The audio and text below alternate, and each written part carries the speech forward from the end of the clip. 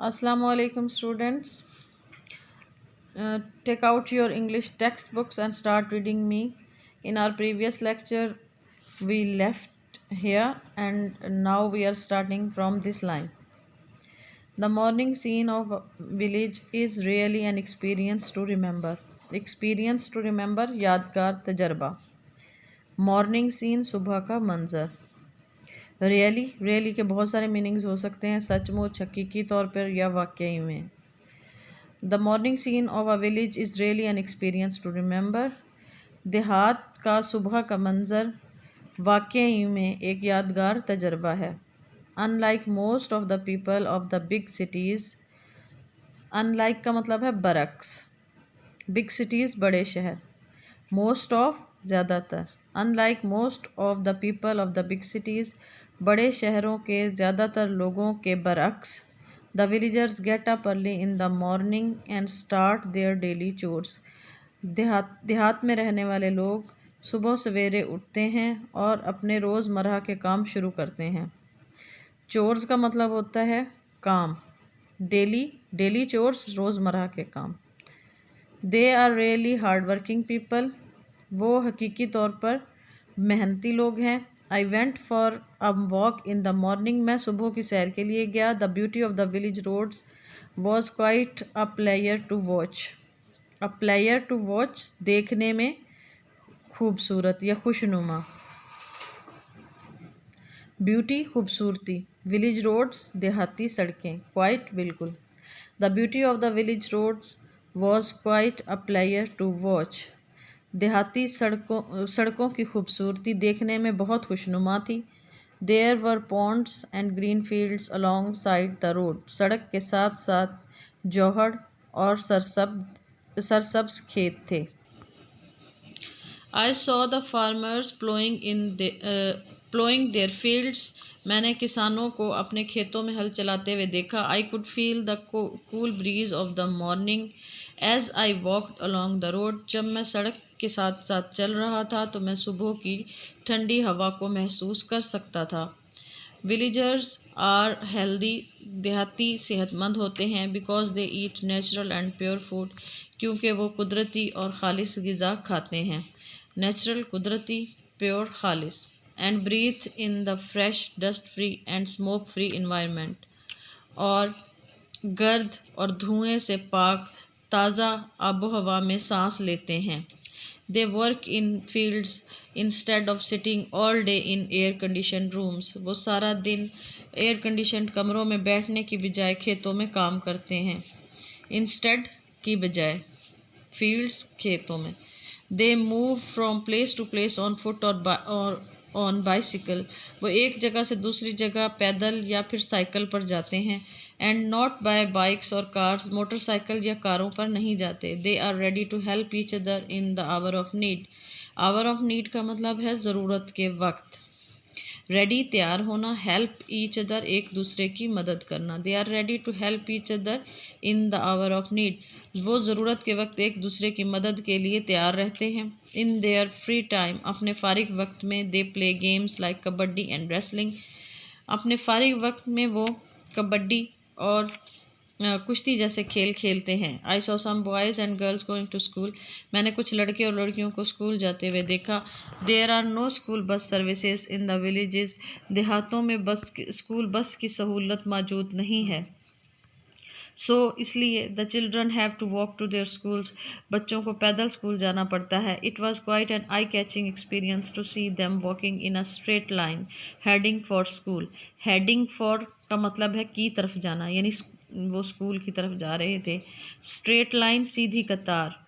आई catching, दिलकश.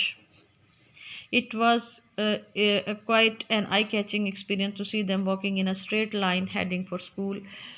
उन्हें एक सीधी कतार में स्कूल जाते हुए, पैदल स्कूल जाते हुए देखना एक वाकई ही में दिलकश मंजर था. It was very encouraging to see the spread of education in villages. देहातों में तालीम को फैलते हुए देखना बहुत हौसला अफजा था. A village is definitely a beautiful place to go for vacation. छुट्टियां गुजारने के लिए देहात यकीनन एक बहुत खूबसूरत जगह है। Unlike the people living in the cities, शहरों में रहने वाले लोगों के बरक्स, all the people of the village know each other, देहात में रहने वाले तमाम लोग एक दूसरे को जानते हैं। I really enjoyed my stay in the village very much, मैं वाकई में गाँव में अपने क़याम से बहुत लुत्फ़अंदोज़ हुआ।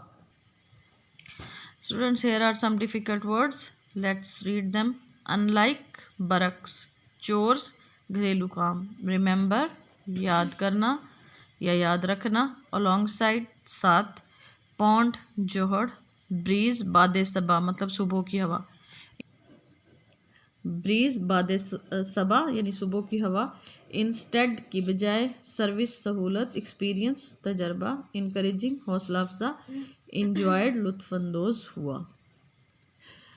Let's make some sentences. Chores घरेलू काम, आप इसको ऐसे सेंटेंस में यूज़ कर सकते हैं। I help my mother in household chores. Remember याद करना, I always remember to take umbrella when it's raining outside. Pond जोहड़, इसका ऐसे सेंटेंस बना सकते हैं। The frog jumped into the pond.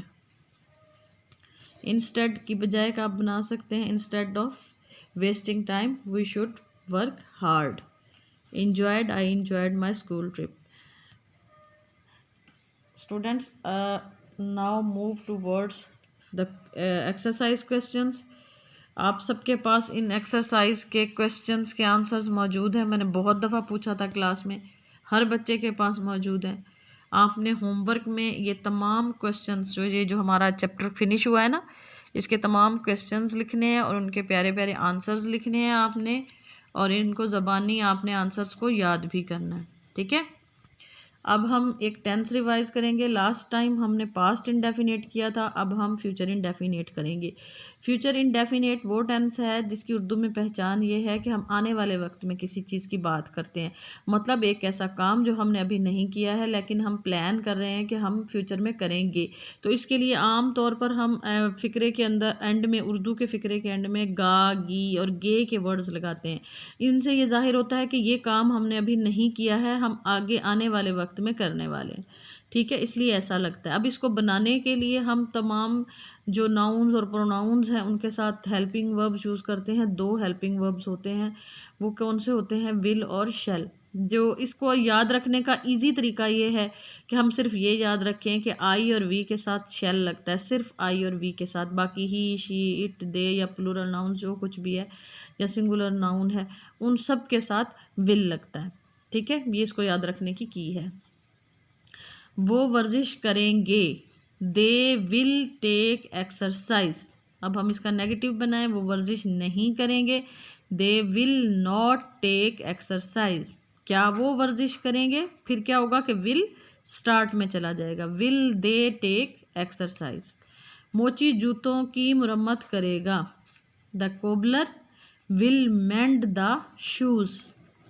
मोची जूतों की मुरम्मत नहीं करेगा, the cobbler will not mend the shoes. क्या मोची जूतों की मुरम्मत करेगा? Will the cobbler mend the shoes. हम कहानी पढ़ेंगे, we shall read the story. मैंने बताया था ना कि आई और वी इन दोनों के साथ शैल यूज़ होगा और बाकी तमाम नाउन्स और प्रोनाउंस के साथ हम विल यूज़ करेंगे। हम कहानी पढ़ेंगे, we shall read the story. हम कहानी नहीं पढ़ेंगे, we shall not read the story. क्या हम कहानी पढ़ेंगे? Shall we read the story. वो ख़त लिखेगी, she will write a letter. वो ख़त नहीं लिखेगी, she will not write a letter. क्या वो ख़त लिखेगी? Will she write a letter.